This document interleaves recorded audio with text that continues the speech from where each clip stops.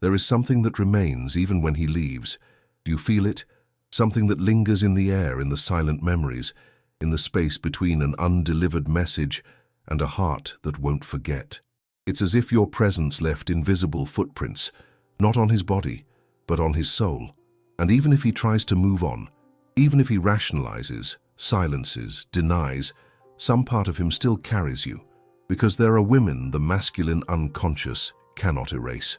Not because they scream, beg, or shape themselves, but because they speak a language that touches places where he himself didn't know pain or desire existed. If this kind of reflection truly moves you, perhaps this is your place. Consider subscribing to the channel. This language is not made of common words, it is made of symbols. Jung said that the unconscious understands the world through images, archetypes, energies that transcend the rationale. That is why there are phrases that enter like spells and stay. That is why you feel that something of you still echoes in him, even if he has departed. Because what you offered was not just affection or presence, it was soul. And the soul, when it touches another, does not dissolve. Perhaps you are there, trying to understand why he cannot forget you, even though he is far away, even though he continues pretending normality. Or perhaps you are on the other side of the pain, feeling that you have been forgotten, erased, ignored. But what this video will reveal to you is not a trick to make someone think of you. It is something deeper. It will show why, when the feminine soul awakens its symbolic language, no man, no matter how closed off he is, can erase that inner trace. Because the fascination that remains is not born of appearance. It is born of what is activated in the other's unconscious. If something in this video has already made you breathe more deeply, like now, it helps us keep bringing reflections like this. And the woman who knows this truth, who recognizes her symbolic and emotional power, doesn't need to beg to be remembered. She is already there, engraved in some silent layer of his psyche, like a dream that returns, like a voice that resurfaces in the mind when the world is silent. Clarissa Pinkola Estes said that the woman who rediscovers her instinctive voice speaks a language the masculine cannot forget. And perhaps you have forgotten yours. Perhaps you have silenced yourself so much to be accepted, understood, or desired, that you distanced yourself from your own sound, and yet he felt it. Because what is true in the soul does not need to be said many times. Once is enough, and it never erases. In this video, you will not learn how to make him remember you, because deep down, that cannot be forced. What will happen here is something else. We will traverse together the symbols that remain. We will walk through 3 words that are not common, but that when spoken by an awakened woman, a woman who remembers herself, activate archetypes so deep that the masculine unconscious recognizes them even against its will. These are words that carry ancestral energy. They do not manipulate, they awaken. Before that, however, it is necessary to understand why it hurts so much to be forgotten, why when he no longer thinks of you, something inside screams, shrinks, feels as if it never existed, because the pain of not being remembered by someone to whom you gave yourself is one of the most silent and oldest pains a woman can feel, and this pain needs to be heard. You will realize throughout this video that emotional memory is not in what was said, it is in what was felt. It is in the symbolic energy that was transmitted between you and him, and what was truly felt is never lost. It can be buried, denied, asleep, but it is there, because the soul has its own way of remembering, and when you activate the symbolic woman that exists in you, that memory becomes alive and indelible. The 3 words we will reveal are not magical, but they are profoundly symbolic. They touch fibers in his unconscious that refer to loss, desire, and the sacred. And more than making him think of you, they will remind you of who you are.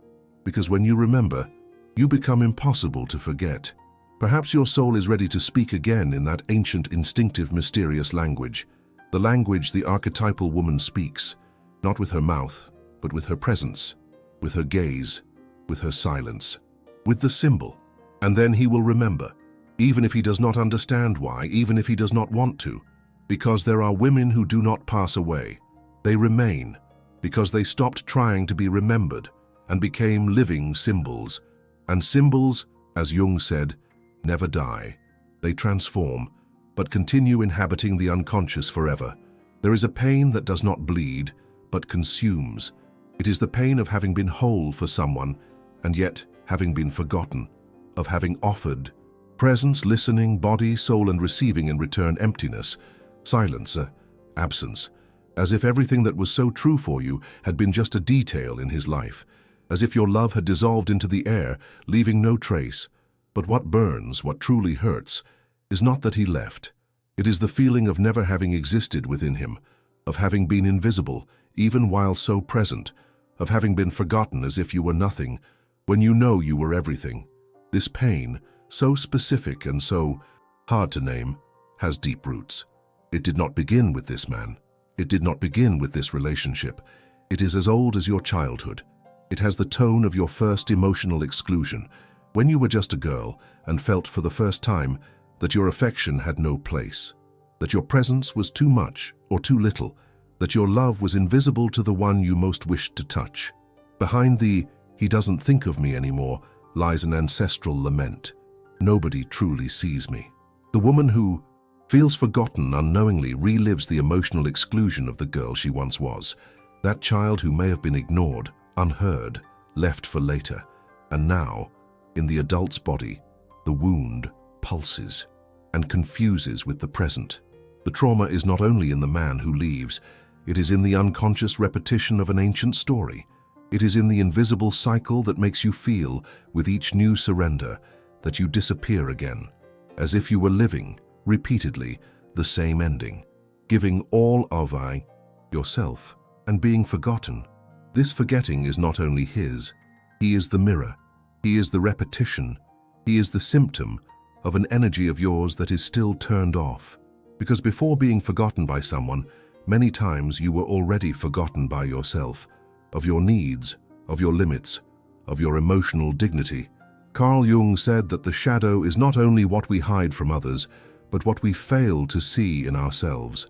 And the woman who lives the pain of being forgotten often forgot herself first, forgot herself to fit in, erased herself so as not to disturb, molded herself to be accepted, and in that process lost the shine that made her a symbol, not a supplication. There is an emotional void that settles when we are not seen. It is as if the body were there but the soul absent, and that hurts more than any breakup, because it touches the primal fear of having left no mark, of having passed through another's life like wind, weightless, without memory, without meaning. But what perhaps you have not yet realized is that this pain is not a sign of weakness. It is a calling. It is the beginning, because no one feels so much unless they have loved truly, and no one loves truly without having a vast soul. Your suffering reveals the size of your depth, and also how much that depth deserves to be welcomed, first by you.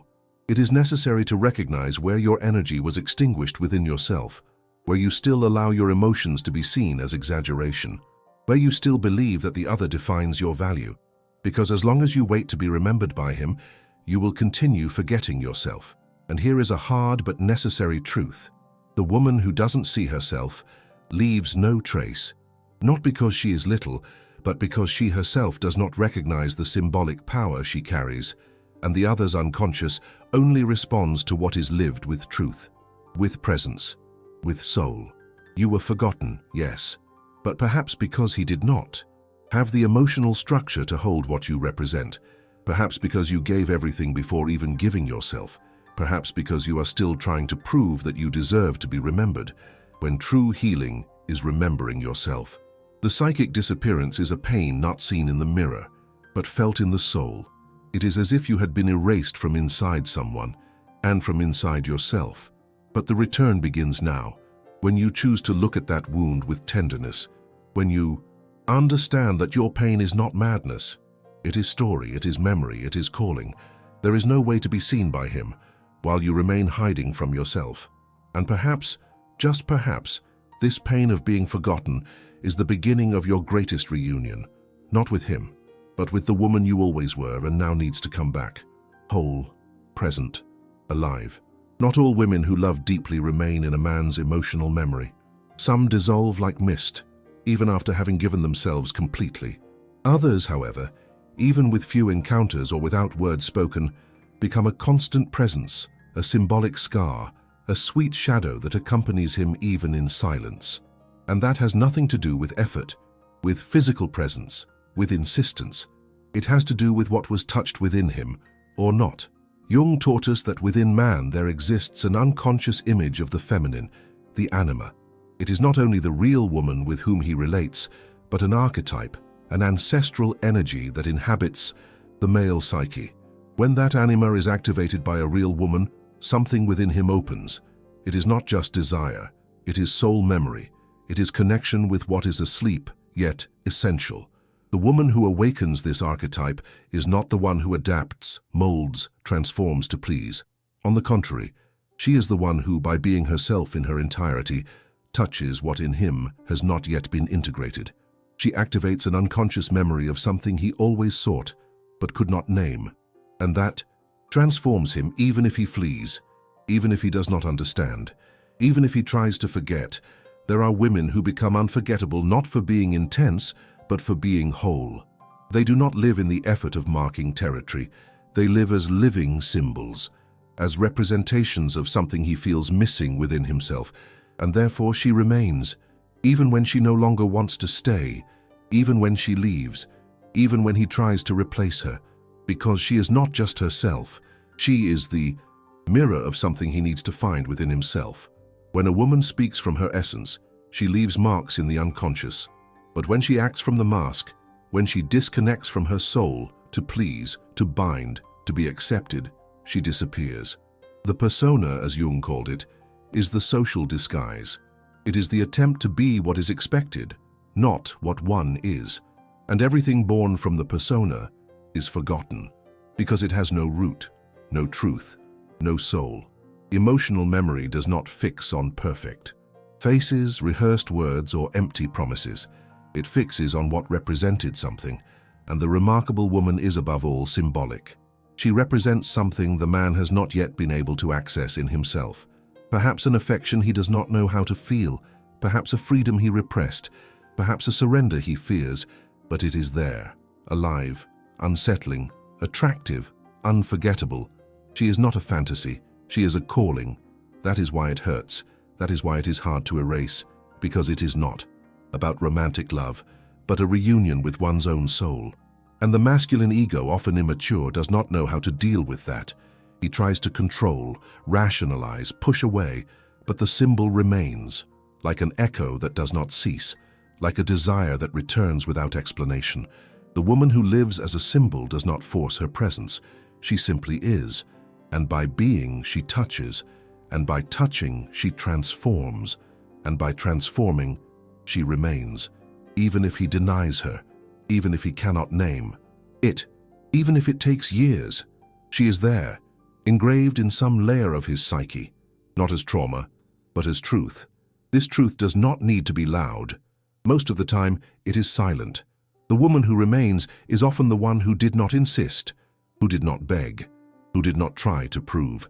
She simply lived her truth and moved on, but left, unintentionally, a portal open within him, a portal to something he had not yet known in himself. And this is the point. The woman who activates archetypes is not remembered as an ex. She is felt as a revelation. She is not just a story of the past. She is a symbol of something greater. And symbols, as Jung said, are eternal, not because they impose themselves, but because they carry profound meanings that transcend time, space, logic.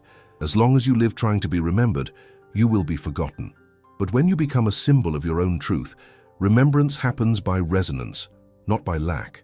The woman who represents something greater than desire represents destiny, and that no one forgets, even if they try, even if they flee, even if they never speak, because it is there, deep down, in the place where the soul recognizes what the mind does not yet understand. Not all words are mere words. Some are keys, some are portals. Some, when spoken with presence and truth, touch deep layers of the psyche. And in the heart of the masculine, there are doors that only open with symbols. Jung knew this. He knew that the unconscious does not respond, not to what is said literally, but to what carries archetypal force, energy, emotional truth. That is why there are words that, when they traverse the air, are not only heard, they are felt, and become a symbolic scar. Let us speak of 3 words, 3 keys, 3 mirrors. They were not created to manipulate. They were revealed to awaken. They do not belong to the language of conquest. They belong to the language of the soul, and therefore they are unforgettable. Because when you say them, you are not just pronouncing sounds, you are evoking archetypes that slumber within him. And by touching them, something moves, something pulses, something remembers. The first word is unpredictable. This word carries within it the archetype of the chaotic creator, the one who does not fit into molds, who does not adhere to scripts, who lives like the wind that kisses and departs, but leaves perfume in the air. The masculine unconscious both fears and desires this archetype, because she represents the end of control, the end of logic. She is the feminine that challenges the ego and invites the man into mystery. The unpredictable woman is not incoherent, she is free, and because of that, he cannot define her, and all that is undefined is not forgotten. When a woman recognizes herself as unpredictable, she no longer needs to explain herself. She knows that her presence is already an invitation, already sacred disorder, already poetry that dismantles, and he, even if he tries to flee, remains bound to the memory of what he cannot master, because there is something magnetic in one who lives her essence without asking permission. The second word is I choose. This word activates the archetype of the queen, not the princess who waits to be chosen, but the sovereign who decides, who looks at the world with presence and honor, who does not beg, but affirms. When a woman says, I choose, she steps out of the energy of waiting and into the energy of creation. And the masculine unconscious feels it, feels that he is facing someone who does not need, but can, who does not kneel, but welcomes. The woman who chooses does not force, she invites. She is the expression of emotional dignity. And when she says, I choose, even if he does not comprehend rationally, something within him bows, because the masculine, in its essence, seeks the woman who chose herself first, who placed herself on the throne of her own life, and there became inaccessible to one who does not know how to reign alongside. The third word is I remember, but not as longing that awaits return, rather as emotional authority that affirms one's existence. I remember myself, even if you do not. This phrase, spoken with truth, is an arrow in the unconscious, because it carries the archetype of the healer, the one who was not lost in abandonment, who did not erase herself in absence, who knows who she is, and therefore does not disappear. This word does not seek to be remembered. It asserts itself. It says, I was there, I felt, I was real, and that is enough.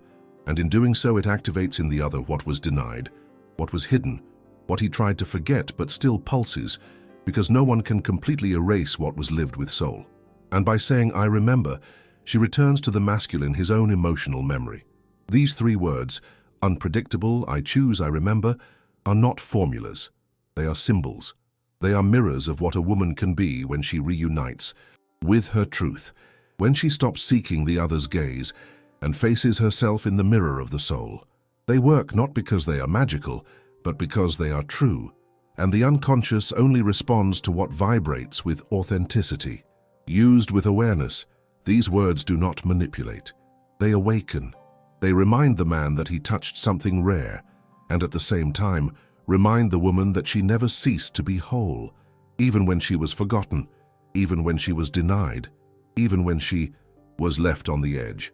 Because true power is not in being remembered, it is in becoming impossible to forget, not by effort but by presence, not by lack but by essence. And when the woman activates this symbolic field, something changes, in the other, in the world, in herself, because the language of the soul does not shout, but echoes, and no man can silence that echo. There comes a moment, almost invisible, when the woman steps out of herself. It is when she begins to mold herself, to fold, to silence in order to be remembered. She does not realize immediately, but she is no longer herself. She is only the shadow of what she thinks he wants, and in that attempt to remain, to be unforgettable, She vanishes, because the feminine that begs has already lost its essence, and what one loses of oneself leaves no trace in the other. Love is not implanted by force, it is sown by presence. But when a woman believes she must shout to be heard, insist to be seen, prove to be loved, she distances herself from her truth. She enters an energy of lack that drains, weighs, suffocates, and the masculine soul, even unconsciously, retreats, because what is full occupies space naturally. It does not beg for it. This is the silent tragedy of many wise, intense, sensitive women. They try to be unforgettable through effort, insistence, excess, and the more they try, the more they vanish. Because what marks is not noise, it is the symbol, it is the silence that echoes, it is the absence that pulses with presence, and that only exists when the woman is centered in herself, when she is territory, not seeking. The sacred feminine does not clamor for recognition. It emanates, it vibrates, it reverberates, it touches because it simply is, and what is does not need to be remembered. It is felt. The woman who is whole does not chase after anyone, not out of pride, but out of wisdom, because she knows that the love that must be forced is already wounded, and she was not born to relive wounds, but to heal patterns. The myth of Persephone reveals a powerful key. At first, she is the young woman abducted, taken to the underworld without choice. She represents the woman ripped from herself, dominated, lost. But over time, she returns. And when she returns to the underworld by her own will, she becomes empress, sovereign, no longer a victim, but mistress of her own darkness. So it is the path of the woman who erased herself, trying to be unforgettable. She descends, yes, life's abandonment, rejection, absence, but one day chooses to return, not to be remembered by him, but to remember herself, to reign over what hurt her, to transform pain into symbol, trauma into wisdom, lack into presence. When a woman attempts to cling to his mind, when she sends unanswered messages, when she lives waiting for a sign, she is acting under the archetype of the wounded girl, the one who still believes she must be accepted to exist. But the awakened woman does not live in waiting.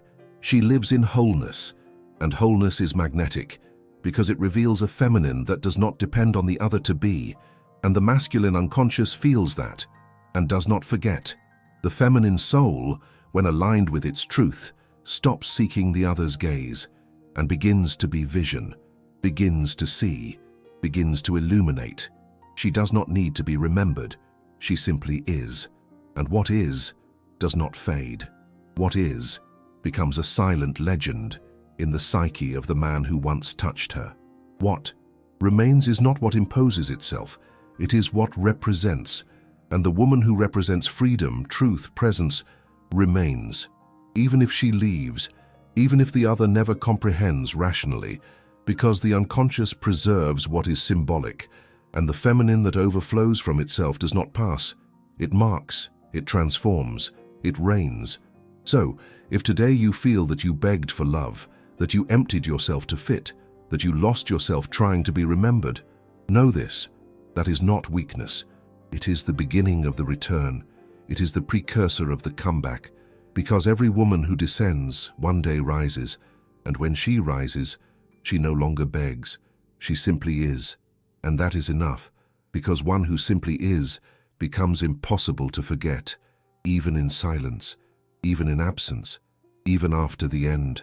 There is a moment when absence becomes so great that it begins to scream, not outwardly but inside. You feel it. You feel as if something has been torn from you, as if a part of you remained in. Someone who does not return, his silence becomes a mirror, and what that mirror reflects often is not just longing, it is the void within yourself. The lack you feel for him may actually be the lack you feel for yourself. Instead of running after his presence, there is a question that imposes itself subtly, like a whisper from the soul. Where did you stop being in yourself? Where did you disappear to fit into someone else's story? Because true abandonment does not begin in the other. It begins the moment you stop listening to yourself, choosing yourself, remembering yourself. Using his silence as a mirror is an act of courage. It is transforming abandonment into a rite of passage. It is stepping out of waiting and into the encounter, the encounter with the woman you left for later, the one who silenced her desires to be accepted, who suffocated her freedom to be chosen, who forgot her name to be called. Now it is time to call that woman back, to name her with strength, to bring her to the center of your emotional field. 3 words, those same ones that activate the masculine unconscious, can now be applied to yourself, not as strategy, but as a ritual of remembrance. Right, unpredictable, I choose, I remember. And look at these words as one looks into a magic mirror, not with expectation but with presence, not to please the other but to reclaim yourself. Where are you afraid to be unpredictable? Where do you still believe you need to be predictable? Controlled, understandable to be loved. The unpredictable woman is the one who lives according to her truth, who changes her mind, her skin, her path, not out of instability, but out of movement of the soul. If you erased your creative nature to fit into shallow love, perhaps it is time to shake off the dust of your spontaneity. What have you not been choosing yourself for? In which moments have you placed others, him, the past, the memory, above yourself? The woman who chooses herself is not selfish, she is whole.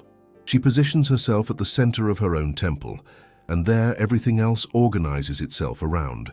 When you choose yourself, you return to the throne.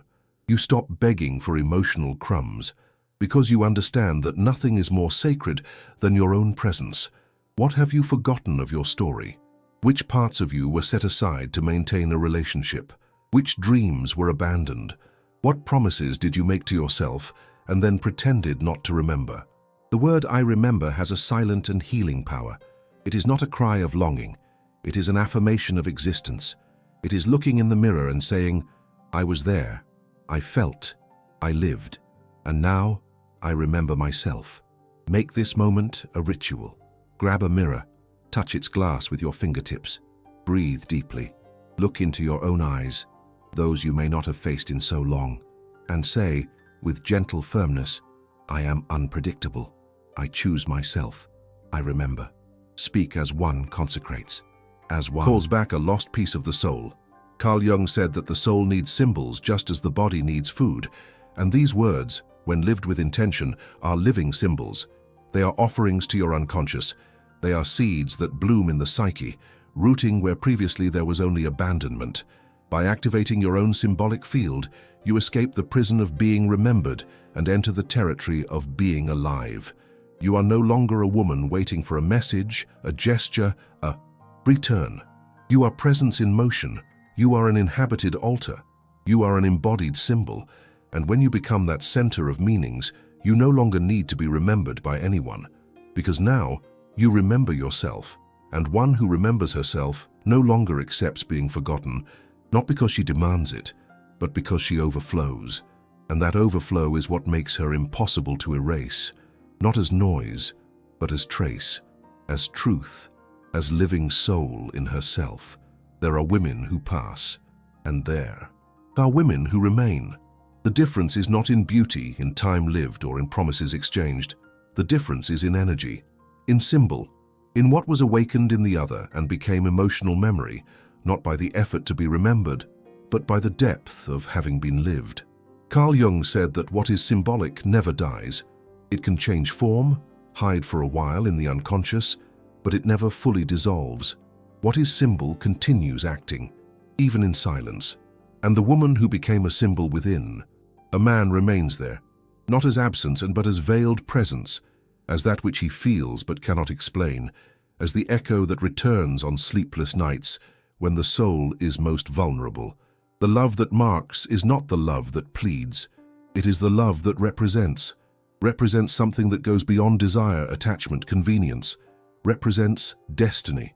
The woman who remembers herself, who chooses herself, who accepts being unpredictable like the flow of life, embodies archetypes that do not fade, because she became whole. And wholeness is irresistible, not by seduction but by truth. Erich Fromm said that mature love arises from abundance itself, not from lack. The woman who overflows from herself does not need to chase after, because she does not live to be remembered. She lives knowing that she already is, that she has already left something, that she has already touched where no one else reached. You are not here to be remembered by someone. You are here to remember yourself with such wholeness that the simple vibration of your presence becomes unforgettable. If this video reminded you of who you are, perhaps it can also remind another woman of the strength she carries. Share it with someone who needs to hear this. You are here to stop seeking traces and become the path. To stop being the echo of lack and be the voice of essence. To stop being the response awaiting a call and be the call that echoes, even in silence. The woman who becomes a symbol does not shout. She pulses, she breathes with truth, and in doing so she activates in the other what was asleep. She summons without words, because her energy speaks before her voice, her story vibrates before her speech, her soul manifests even when she is silent. She who loves with awareness, who heals her wounds, who honors her cycles, no longer needs proof. She is the proof. She is the altar. She is the remembrance that does not depend on the other's memory, because it is etched in the unconscious as something he may never name but will always miss. And if he forgets, it's okay, because the true miracle is not being remembered. It is becoming unforgettable from within. The woman who sees herself, who recognizes herself, who honors herself, that one no one can erase. And even if he moves on, even if he never looks back, there will be a space within him that knows something true passed through here, something sacred, something rare, something that does not dissolve. If this video touched you, write in the comments, "I am the soul that awakens true love." This is not a catchphrase, it is a calling back, a reminder of who you are, even after so much silence, so much absence, so much waiting. Because in the end, perhaps his absence was only the space your soul needed to finally hear itself. And by hearing itself become alive, become symbol, become eternal.